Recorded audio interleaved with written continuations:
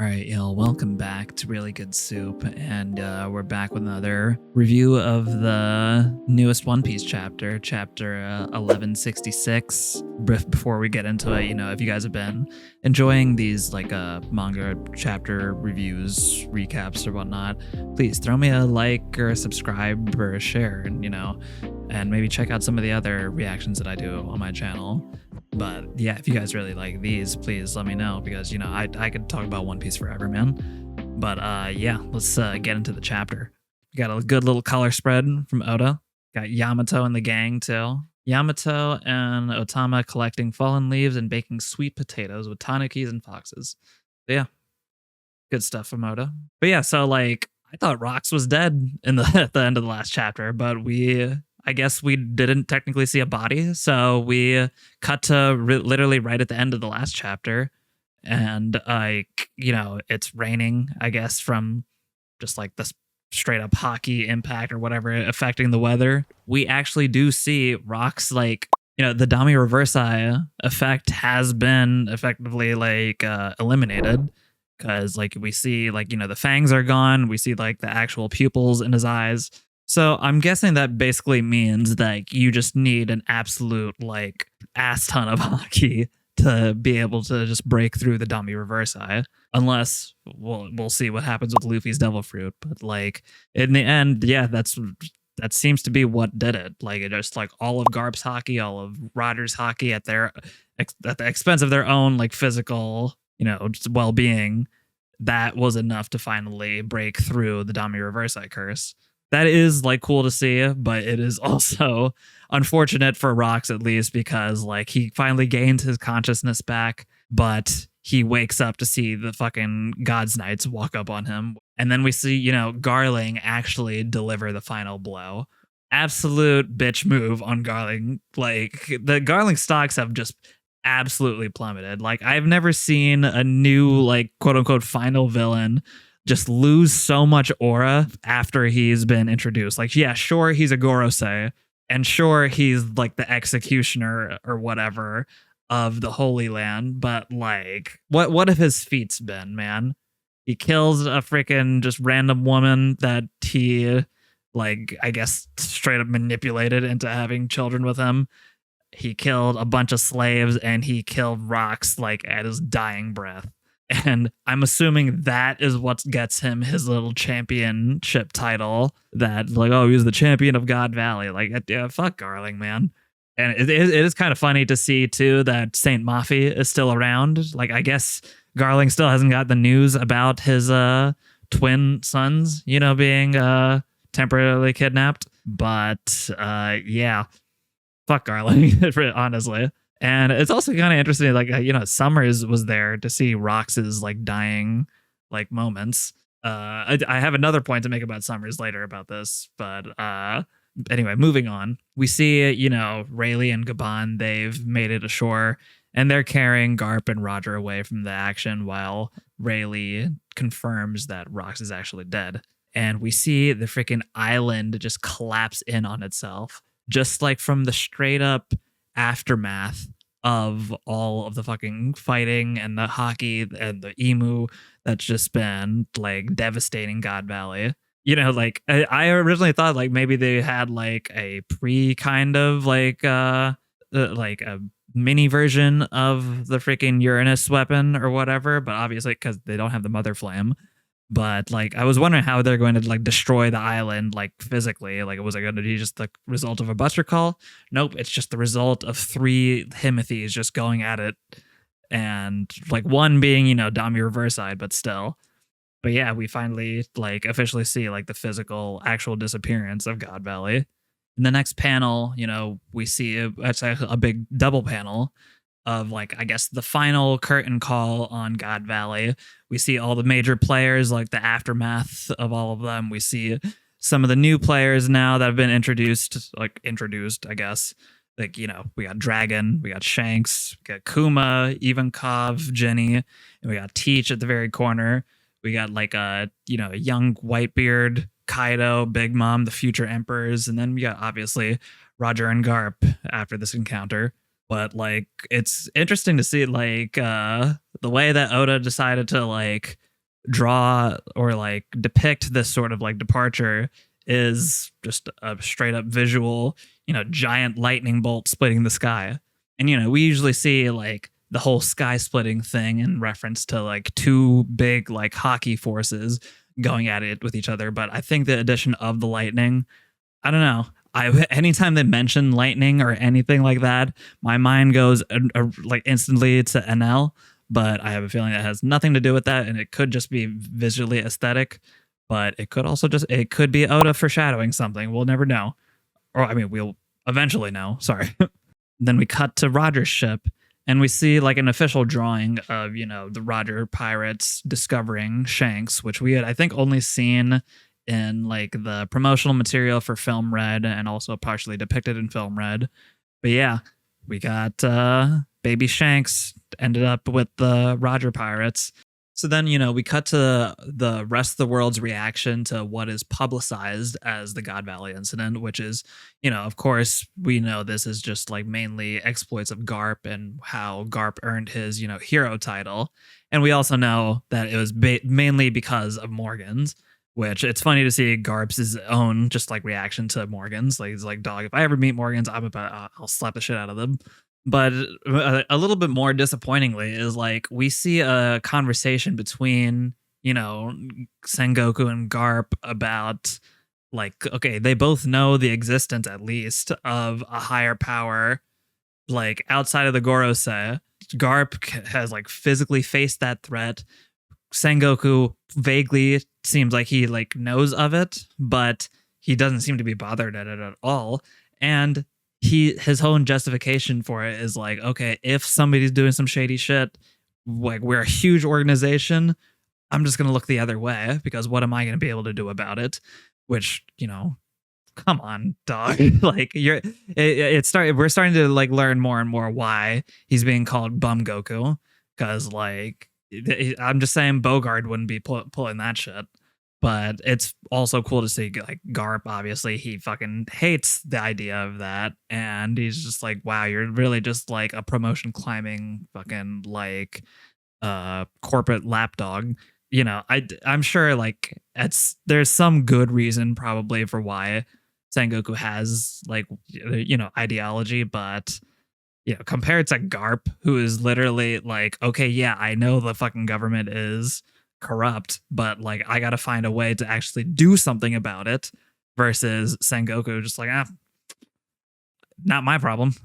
But anyway, like we see now a little bit more determination come from Garp to be like, okay, I gotta do something within this marine system, this world government system, to both ensure the safety of the people and also the safety of the Marines, that are fighting for the safety of the people. And, the chapter starts to go into a little bit more with like Loki's reaction and Harald's reaction. But before we get to that, we see a couple pages further in, we see what happened with Dragon. And it's like a very short scene. It's a very like tense scene. Dragon's being held in prison, obviously for insubordination. And if he was just like a regular Marine with no familial connections or whatever, he would for sure be like set to be executed if he's not already.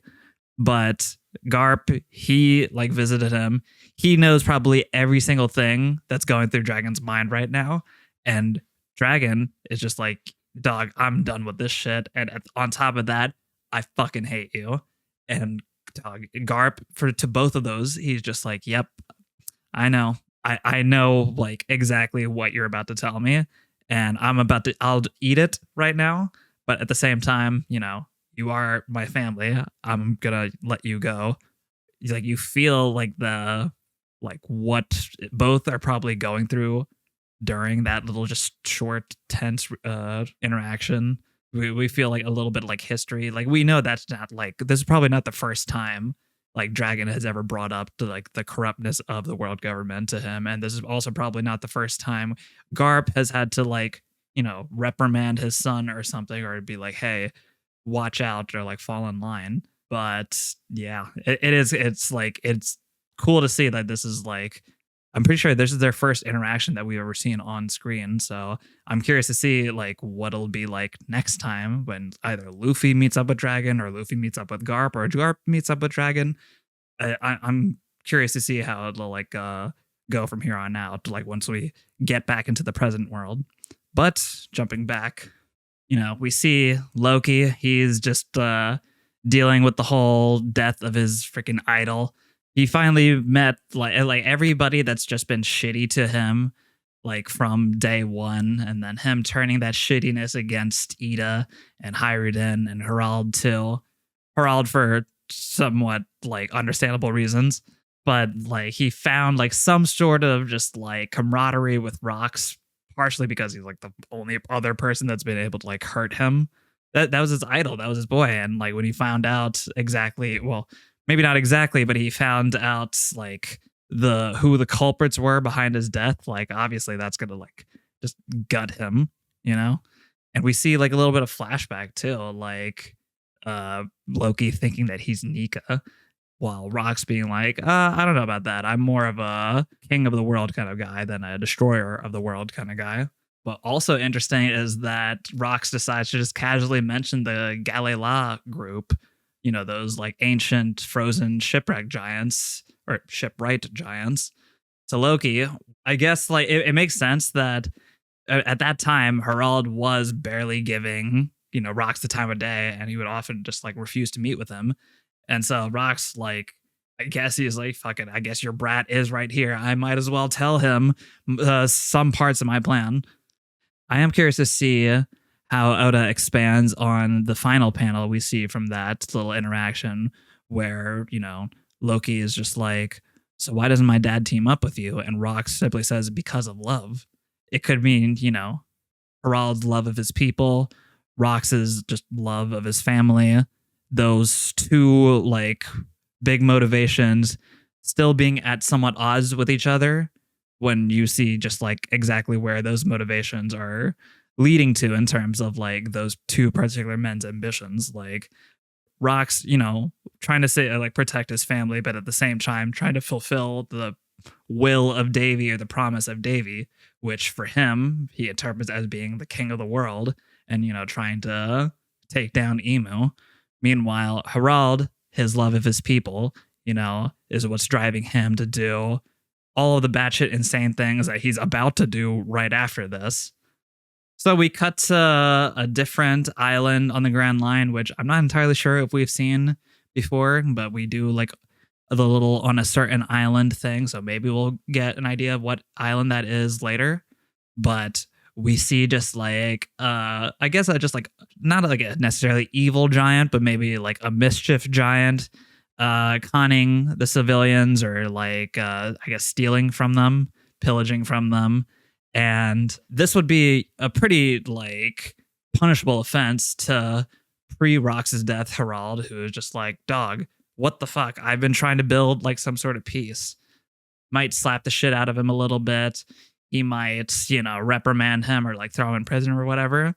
But post Rox's death Harald, dog, beats the absolute ever-loving shit out of him.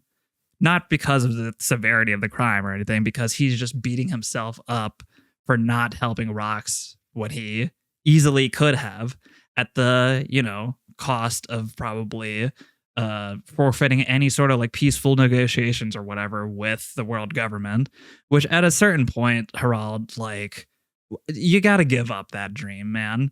Or at least the whole world government accepting us part. Like, take whoever's help will accept it. Don't worry about whoever's help won't accept it. Like, it's that's basically what I assume most of the fandom is thinking.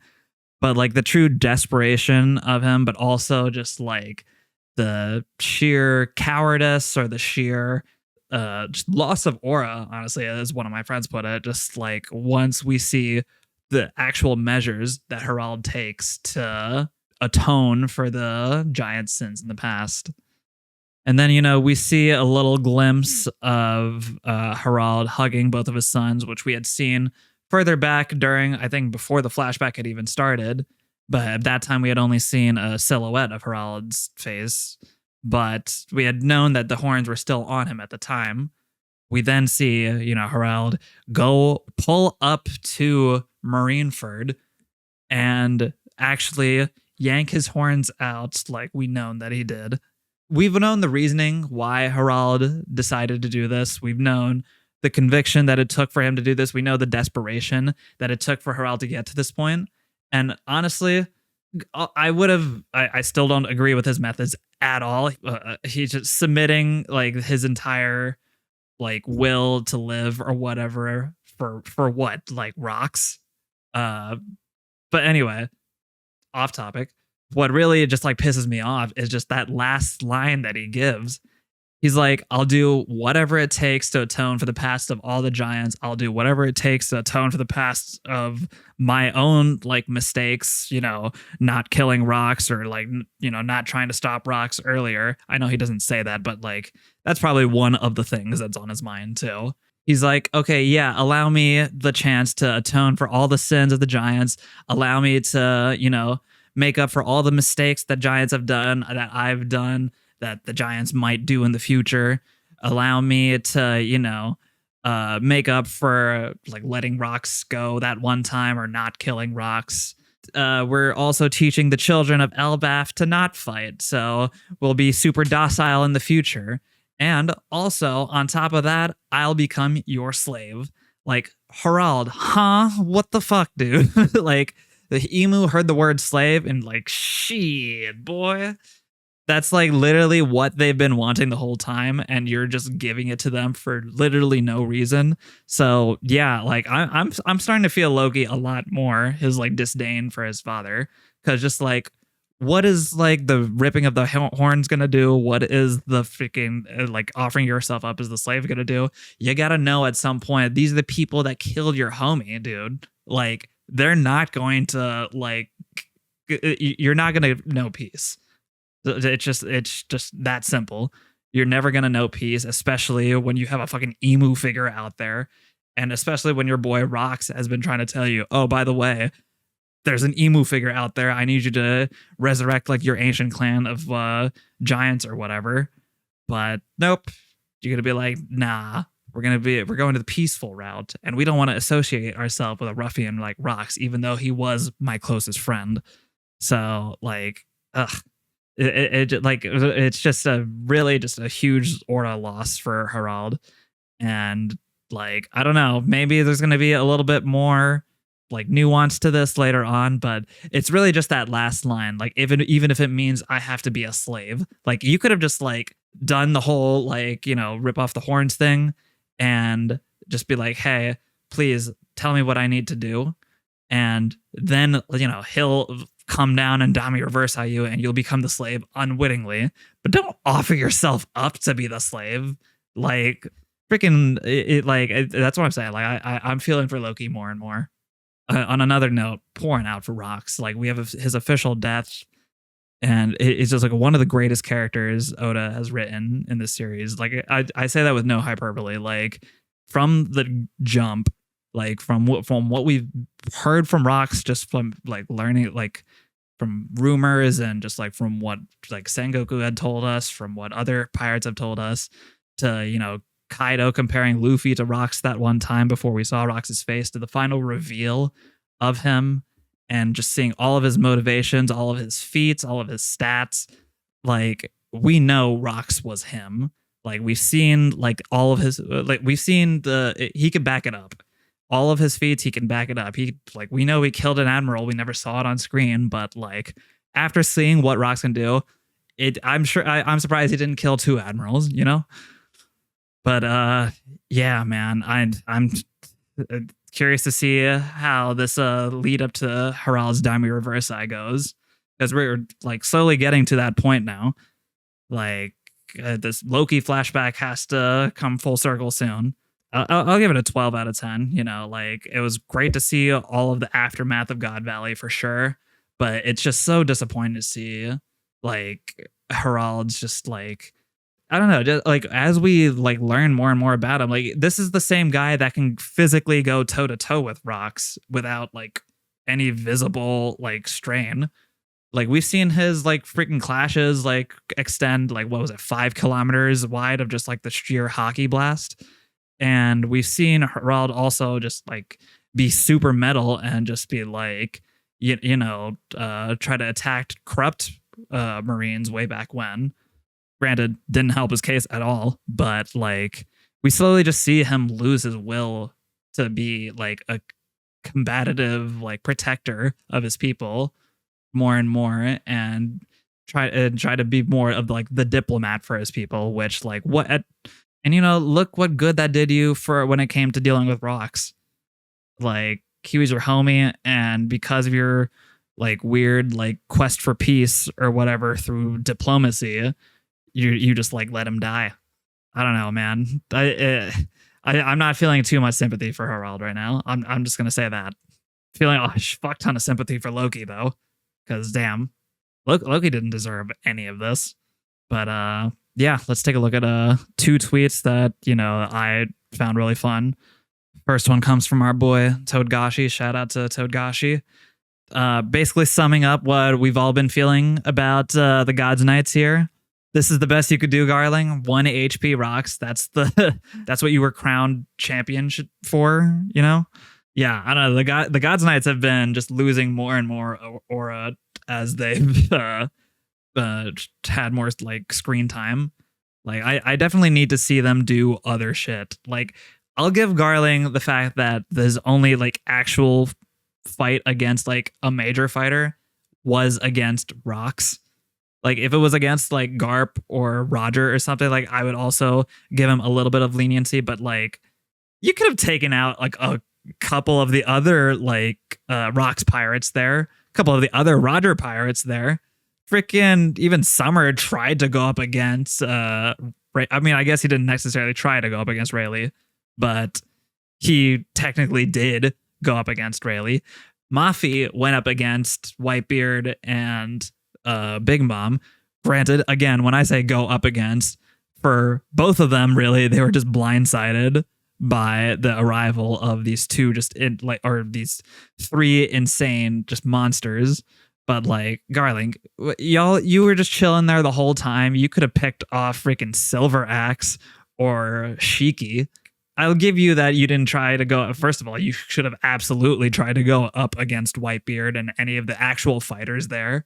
But like, come on, you could have taken out fucking Gonzwi or whatever. Freaking just auraless hype tool knights.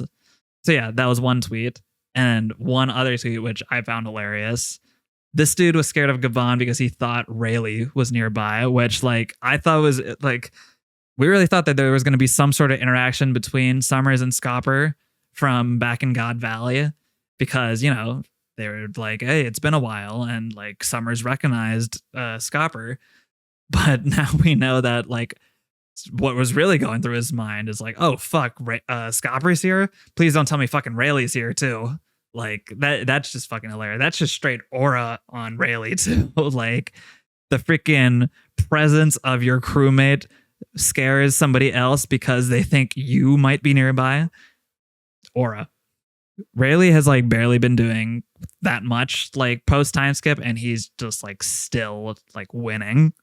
Like he did help out Hancock and Kobe that one time, but like outside of that, he's just been chilling, drinking it like through Vegapunk's speech right now, and he's just like by proxy striking fear into the hearts of the Gods Knights.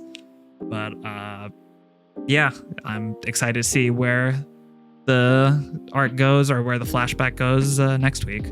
But yeah, till next time.